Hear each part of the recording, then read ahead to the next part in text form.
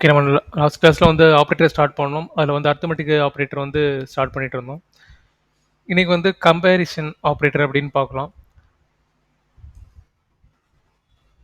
Comparison operator இது வந்து relation ஆப்ரேட்டர்னு சொல்லுவாங்க. ஸோ இந்த கம்பேரிசன் ஆப்ரேட்டர் வந்து கம்பேரிசன் ஆப்ரேட்டருக்கும் அரித்மெட்டிக் ஆப்ரேட்டருக்கும் ரொம்ப டிஃப்ரென்ஸ் இருக்குது. ஓகேங்களா? இதில் வந்து இந்த கம்பேரிசன் ஆப்ரேட்டர் பொறுத்த வரைக்கும் கம்பேர் பண்ணுறது தான். ஒரு வேல்யூ வந்து 2 வாட்டி கம்பேர் பண்ணுறாங்களா அது மாதிரி யூஸ் பண்ணுறதுக்காக இந்த கம்பேரிசன் ஆப்ரேட்டர் வந்து யூஸ் பண்ணுவாங்க. ஜாவாஸ்கிரிப்ட் பொறுத்தவரைக்கும் நிறைய ஆப்ரேட்டர் இருக்கு. எத்தனை ஆப்ரேட்டர் இருந்தாலும் எந்த இடத்துல எந்த ஆப்ரேட்டர் தேவைப்படுதோ அந்த சினரியோவில் அந்த ஆப்ரேட்டர் போட்டு நீங்கள் யூஸ் பண்ணால் மட்டும்தான் அந்த ஃபங்க்ஷனாலிட்டி உங்களுக்கு கரெக்டாக இருக்கும். இப்போ பார்த்தீங்கன்னா நான் டபுள் ஈக்குவல் அப்படின்னு கொடுத்துருக்கேன்.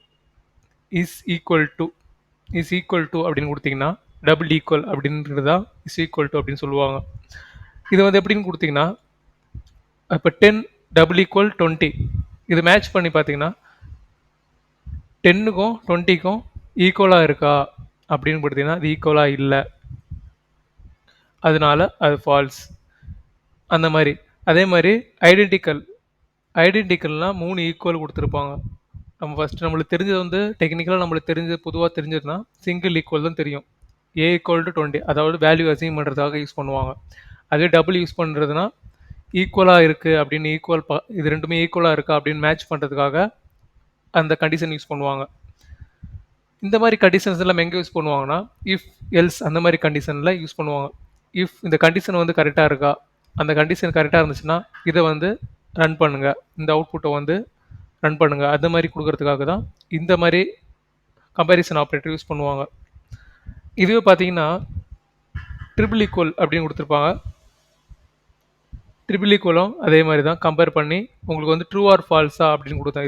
இந்த கம்பேரிசன் ஆப்ரேட்டர் பொறுத்த வரைக்கும் ட்ரூ ஆர் ஃபால்ஸ் தான் உங்களுக்கு மெயினாக ஞாபகம் வச்சுக்க வேண்டியது இருக்கும். இந்த கண்டிஷன் ட்ரூனா உள்ளே போங்க, ட்ரூ இல்லைனா அது வந்து ஃபால்ஸ் எல்ஸ் அப்படிக்குள்ளே வந்துருங்க அப்படின்றது. நாட் ஈக்குவல் அப்படின்னா இப்போ 10 நாட் ஈக்குவல் 20 அப்போ வந்து கண்டிஷன் ட்ரூவாக இருக்குது, 10ம் 20யும் நாட் ஈக்குவல் அப்படின்னு சொல்கிறாங்க.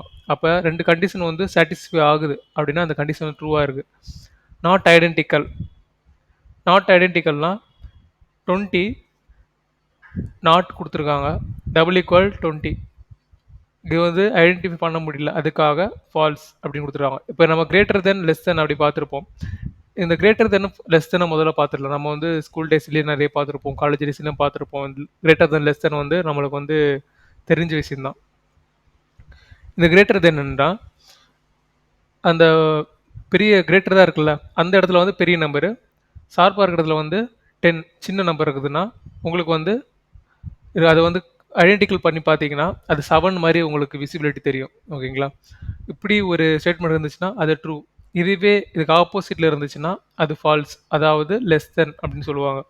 இப்போ greater than or equal, less than or equal அப்படி சொல்லுவாங்க.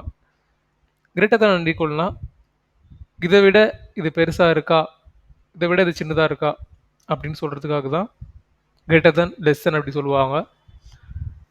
இந்த மாதிரி ஆப்ரேட்டர்ஸ் வந்து நம்ம வந்து ஸ்டார்டிங் தியரிட்டிக் மட்டும் தான் பார்க்க முடியும்.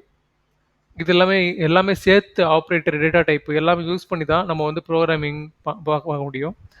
ஸோ வந்து நீங்கள் கனெக்ட்லேயே இருங்க, இந்த மாதிரி வீடியோஸ் எல்லாம் ஃபுல்லாக பாருங்கள். தியரிட்டிக்கல் ஃபுல்லாக வந்து தரவு பண்ணி முடிச்சு நம்ம வந்து சிஎஸ்எஸ் பொறுத்த வரைக்கும் அந்த கோடை வச்சு அதில் அப்ளை பண்ணி உங்களுக்கு அவுட்புட் கொண்டு வர முடியும். பேக்ரவுண்ட் கொடுத்து பேக்ரவுண்ட் அப்ளை பண்ணலாம். ஆனால் இது கொண்டு நம்மளுக்கு வந்து அப்ளை பண்ண முடியாது. ஜாவாஸ்கிரிப்ட் பொறுத்த வரைக்கும் எல்லா ஆப்ரேட்டரும் எல்லா டேட்டா டைப்பும் நம்ம எல்லா இடத்துலையும் அங்கங்கே யூஸ் பண்ணால் மட்டும்தான் அதோட ஃபுல் டைம் எல்லாமே ஒர்க் ஆகும். ஒரு ஃபங்க்ஷனாலிட்டி ஒர்க் பண்ணுறதுக்கு நம்மளுக்கு எல்லா டேட்டா டைப்ஸும் நம்ம யூஸ் பண்ணுவோம், எல்லா ஆப்ரேட்டரும் நம்ம யூஸ் பண்ண வேண்டியது இருக்கும். இப்போ சிம்பிளாக ஒரு ஈக்குவல் மட்டும் போட்டுட்டு அதுக்கு அவுட்புட்டுக்கு வந்து கொண்டு வரது அது வந்து நோ யூஸ். ஓகேங்களா? இந்த வீடியோ புரிஞ்சுன்னு நினைக்கிறேன். புரியல மறுபடியும் அந்த வீடியோ பாருங்கள். மறுபடியும் புரியலாம் கான்டாக்ட் பண்ணி கேளுங்க, உங்களுக்கு சொல்லி தரதாங்க இருக்கும். தேங்க்யூ.